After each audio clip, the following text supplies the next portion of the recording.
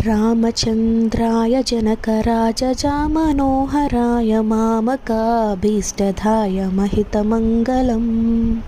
रामचन्द्राय जनकराजजामनोहराय मामकाभीष्टदाय महितमङ्गलम्। कोसलेशाय मन्दहासदासपोषणाय वासवादिविनुत सद्वरादमङ्गलम्।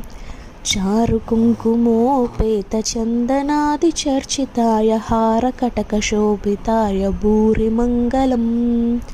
ललितरत्नकुण्डलाय तुलसीवनमालिकाय जलदसदृशदेहाय चारुमङ्गलम्। देवकीपुत्राय देवदेवोत्तमाय चापजातगुरुवराय भव्यमङ्गलम्। पुण्डरीकाक्षाय पूर्णचन्द्रवदनाय अण्डजातवाहनाय अतुलमङ्गलम्। विमलरूपाय विविधवेदान्तवेद्याय सुजतचित्तकामिताय शुभगमङ्गलम्।